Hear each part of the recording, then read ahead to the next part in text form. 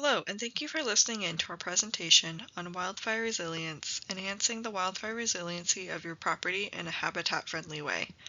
My name is Alexis Bryson, and I'm the Community Wildfire Resilience Technician for Whatcom and Skagit Conservation Districts. Whatcom Conservation District is a special purpose district. We are a non-regulatory agency that provides technical and financial assistance to help people protect the land and its resources. Since 1946, we have worked with landowners and farmers to manage and protect natural resources in Whatcom County. There are 45 districts in the state who all have specialties depending on the resources they are protecting in their county. Conservation districts are governed by a local board of supervisors. At Whatcom Conservation District, we are primarily funded through grants from counties, cities, state, and federal entities. Our goal is healthy land, healthy water, and healthy people, and we promote this goal by encouraging responsible stewardship of our natural resources. To achieve this goal, we offer technical and financial assistance and a number of different programs. This includes our farm planning team who works with agricultural producers to achieve their farm goals with best conservation practices in mind. We also have our riparian team who works to protect fish-bearing streams, and our education and outreach team who works with folks of all ages to teach about our natural resources. The Wildfire Resilience Program is part of the education and outreach and climate resilience teams. Our wildfire program is built upon a four-pronged approach. We empower landowners with tools and resources, access to experts, and workshops so they are informed with the best available science. We also support communities in their wildfire planning and fuels reduction projects. Many communities choose to enroll in wildfire mitigation frameworks such as Firewise USA, and we support them through this process. We work alongside partners such as Department of Natural Resources, Department of Emergency Management, local fire districts, and many others to share expertise and lessons on wildfire mitigation and collaborate on best mitigation practices. Across all levels, we evaluate wildfire risk. This includes individual home risk assessments, neighborhood-level risk assessments, and county-wide mitigation plans. Why do we do the work that we do? Wildfire risk is increasing in western Washington due to several factors, a primary one being changes in climate patterns that are creating conditions that are more conducive to wildfires. Trends like higher air temperatures with less rainfall and an earlier snowmelt all combine to create drier fuels in forests. Not only does the snow melt earlier, but in recent years, reduced snowpack means there is less of it to melt. These changing climatic conditions set the stage for higher intensity and more frequent wildfires. Wildfire in western Washington has become an every-year occurrence. Recent wildfire history has all of us aware of the increasing threat here on the wet side, such as the Chuckanut Mountain Fire in 2017, the Lake Whatcom Fire in 2023, the Lyman and Easy Pass fires in 2024, and the Perry Fire near Lake Ross this past summer. There are many other factors that play a role in the increased risk of wildfires in our region. We've seen some evidence recently of what drier, hotter conditions do to trees. Drought stress is taking its toll on western red cedars in particular, but western hemlocks and Douglas firs are also showing signs of drought stress.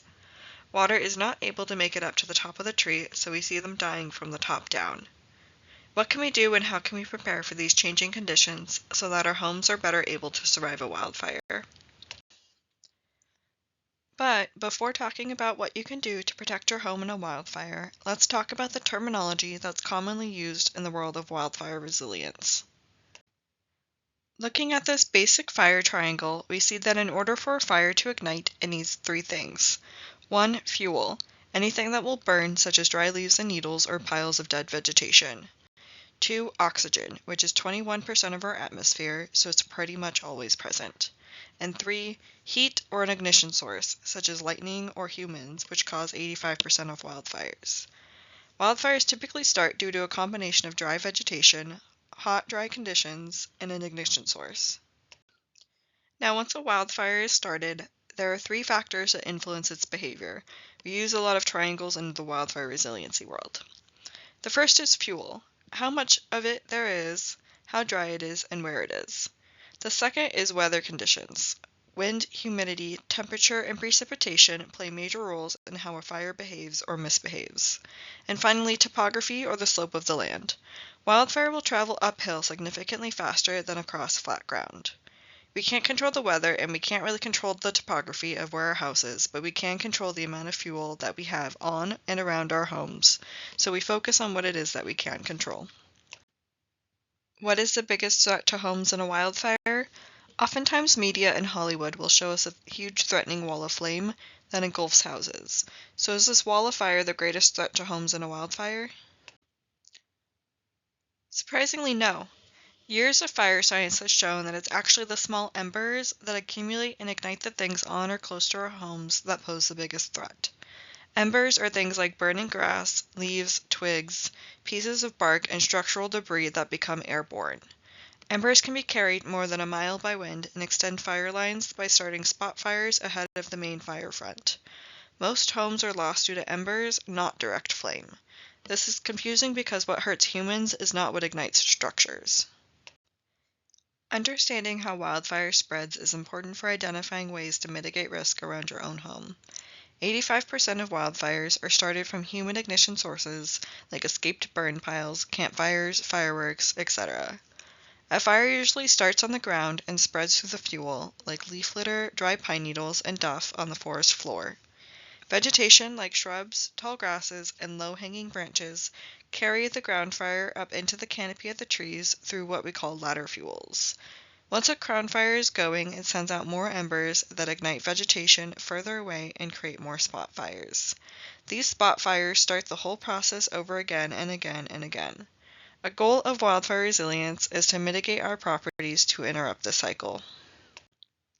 So not only are our forests and fuels drier and wildfires more common, but people are building houses and communities closer to and into forested lands, or what we refer to as the WUI. WUI stands for Wildland-Urban Interface. You can see an example of a WUI community in the photo. We can see the demarcation between the residential community and the forested lands, but the community is clearly surrounded by potential wildfire fuels. We also use WUI to refer to the wildland-urban intermix. The intermix is usually outside of a main urban area where we build houses amongst the forested areas. This involves carving out building lots and driveways instead of full-scale clearing. This is a Whatcom County WUI map showing wildfire risk based on where people live in proximity to forested lands. The gray areas on the map represent cities or urban areas like Bellingham, Ferndale, or Linden. The red represents the wildland-urban interface, and the yellow represents the intermix. This map shows the risk people face of a wildfire affecting their home and properties because of their proximity to where a wildfire might occur. People who live in a red or yellow area have a higher wildfire risk simply because they live closer to where a wildfire might happen. Quick note, but where you see green does not mean that there isn't a risk of wildfire there, it just means people don't live there, so there is a lower risk of a wildfire burning down structures. Looking at this map, we see that a large portion of Whatcom County lives in the WUI and could be impacted by wildfires. Because of this, it is important for everyone to take actions around their home to reduce their risk of a wildfire or embers from a wildfire igniting their home. Don't despair, there are things we can do to help protect our homes and property. Research shows that homes ignite due to the condition of the home and everything around it up to 100 feet from the foundation. The best practice for homeowners is to improve their defensible space via improvements in the home ignition zone, or HIZ. The HIZ includes the immediate zone, which is the house itself in the first 5 feet, the intermediate zone, which goes out to 30 feet, and the extended zone out to 100 feet from the house. The HIZ is the area where your actions can have the most effect on reducing the risk of damage or destruction to your home or property during a wildfire. If you only wanted to do the most minimal work, start with the immediate zone, which is the most vulnerable, and work your way out. Let's take a closer look at and define each of these zones. Zone 1 is the immediate zone. This includes the house itself and the first 5 feet around the house's footprint, which includes the decks and porches. This should be a non-flammable zone.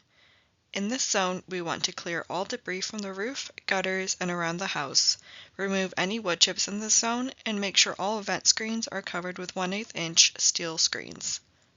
Other home hardening practices may be needed depending on the individual structure. The roof is the most vulnerable part of your home due to its exposure and surface area. This means roof maintenance is very important. Wood shingle roofs should be replaced or treated with a fire-resistant sealant. Other roof maintenance includes inspecting the condition of the roof and making repairs to prevent ember penetration. Again, clean leaf litter and pine needles off of the roof and out of gutters, as these provide a bed for embers to smolder in. Remove any tree limbs that are overhanging the roof, and remove tree limbs within 10 feet of the chimney. And speaking of chimneys, make sure yours has a spark arrestor. For gutters, metal is better because vinyl melts and falls off, leaving the inner structure of the house exposed. This zone extends to any decks or porches as well, so it is important to keep combustible materials off of decks and porches. Yay, mulch! Mulch is great for many ecological reasons. It helps maintain soil moisture, moderates soil temperatures, discourages weeds, prevents erosion and compaction, and it just makes our yard look pretty. However, for wildfire considerations, it is not a good idea to have organic mulch within the first 5 feet of a structure. Organic mulches are far more flammable than inorganic ones, like rock or gravel.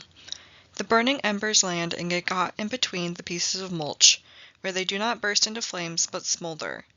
Smoldering mulch can escape detection by firefighters and flare into flames as time passes. Some mulches to avoid include shredded rubber, shredded western red cedar, pine needles, or any sawdust-type mulches. Outside of the immediate zone, mulch is okay to use, but follow these tips to reduce the risk of mulch igniting your house. Where you do have mulch, water it when you water your plants. Don't mulch too thick, keep it 2 to 4 inches max.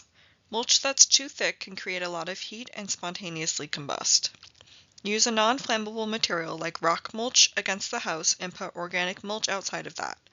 Add hardscaping materials around areas with mulch to break up the continuity of ground fuel. Zone 2 is an intermediate zone. This zone extends to 30 feet away from the home, and we like to refer to it as the lean, clean, and green zone. In this zone, the focus should be on creating horizontal and vertical spacing in your vegetation and landscape. This means having a well-kept lawn with short-mowed grass, trees and vegetation more than 10 feet from your house and 10 feet between each other, and utilizing non-combustible landscaping wherever possible to break up the horizontal continuity of ground fuels. The photos here are good examples of how to maintain that lean, clean, and green zone. Zone 3 is the extended zone, which goes out to 100 feet from the home and is considered to be the wildland fuels reduction zone. Embers are the #1 cause of home ignitions in a wildfire, so on top of hardening the home so that it is less susceptible to embers, we can also take steps in Zone 3 to prevent fire from becoming a crown fire that would be a primary source for those embers. In this zone, we focus on the larger vegetation as being a fuel source. We recommend fuels reduction practices such as removing ladder fuels, keeping limbs trimmed up to 100 feet, and clearing as much ground litter as possible. Other natural area considerations include disposing of heavy accumulation of dead plant material, like slash or blowdown, thinning unhealthy understory trees, removing any dead trees, and considering the timing of thinning and bush removal, since March to August is a prime nesting time and we don't want to disrupt that.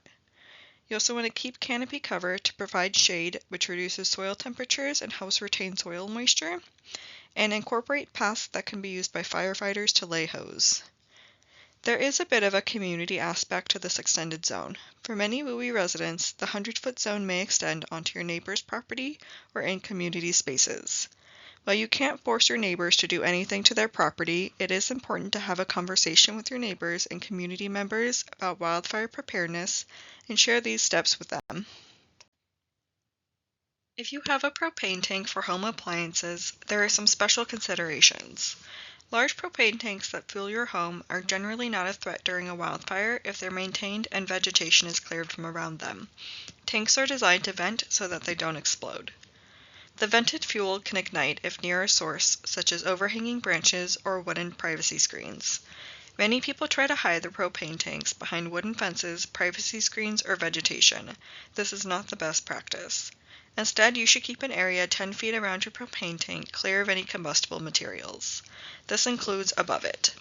These photos show other creative ways to disguise your tank. At a minimum, we recommend a bed of gravel underneath and around the tank, extending out several feet with other non-combustible materials out to that 10-foot buffer.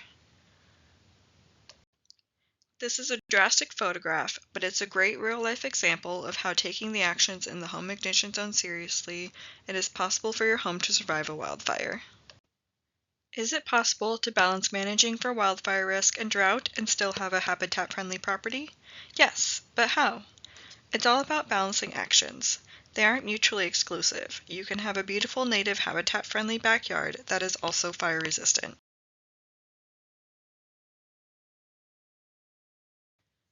Building a climate-resistant yard is essential for fire-resistant landscaping. Focus on reducing ecosystem stressors. Consider planting more drought-resilient species. For example, hardwoods or broadleaf trees are typically more fire and drought-resistant than conifers. Increase species diversity. Thin the trees that cannot outcompete with others to reduce drought stress. This avoids the too many straws and not enough water scenario. And reduce invasive species. Invasive species outcompete native species and can take a toll on wildlife. Whatcom County Noxious Weed Board has fact sheets and management sheets for all species. If you look up Whatcom County Noxious Weed fact sheets, you should be able to find more information. Fire-resistant landscaping, or firescaping, tips include 1. Creating field breaks with hardscaping like walkways, patios, driveways, and stone features.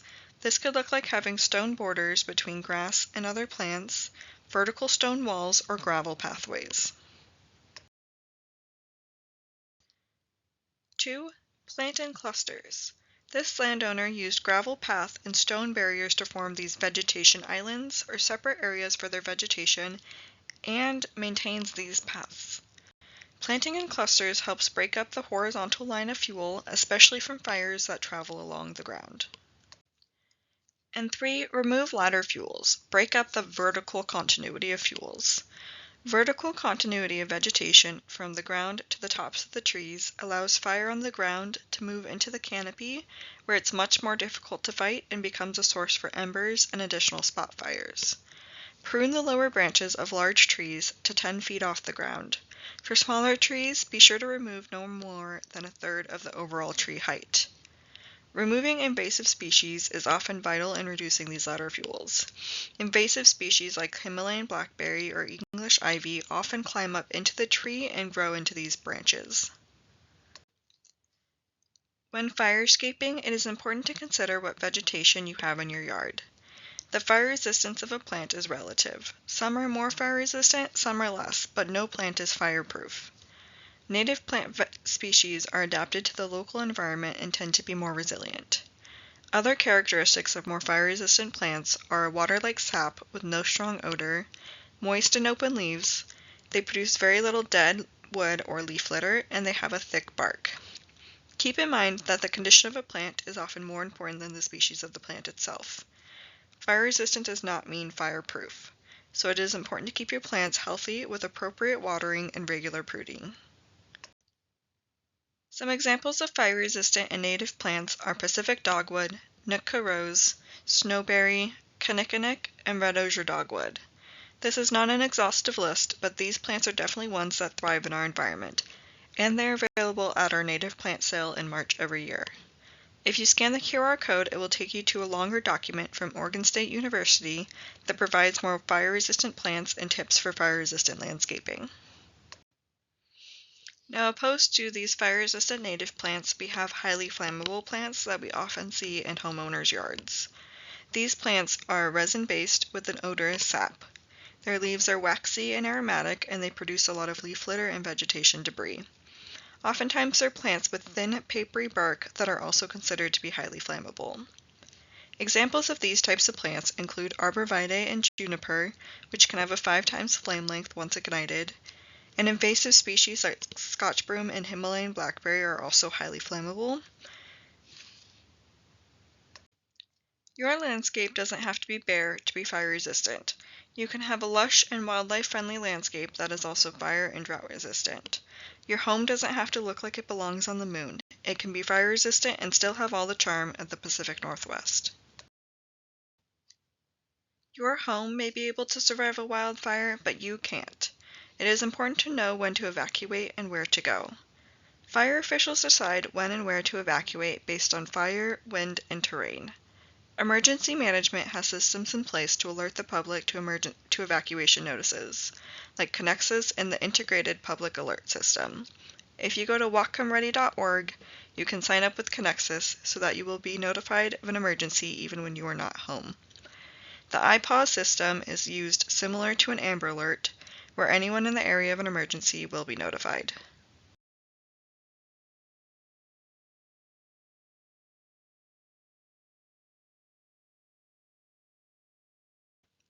Emergency management uses a Ready, Set, Go notification system to let you know when it is time for you to evacuate. Level 1 is ready. This means there is a threat in your area. If you receive this notification, you should be monitoring the news, getting your go bag ready to go, and preparing the inside and outside of your home for evacuation.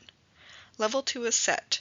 This means short notice evacuation is likely in your area, so it is important to be prepared for a sudden evacuation. Make sure your go bag is in your vehicle, round up any pets, and make sure they are in their carriers and leashed. Monitor local media. If you or one of your loved ones is of a vulnerable class, such as the elderly, this might be when you decide to evacuate. And level 3 is go, and this is an immediate evacuation. Leave now and follow the directions of emergency personnel. So what can we do at Whatcom Conservation District to help you and your community feel better prepared for wildfires? We offer free, individualized wildfire home risk assessments that are confidential and non-regulatory. We also work with communities to assess wildfire risks on a neighborhood level and help communities enroll in national frameworks like FireWise USA that provide more guidance on mitigating these risks. If this sounds like something you or your community might benefit from, you can reach out to either myself or my colleague, Robert Walters, or visit our website at whatcomcd.org/wildfire. Thank you.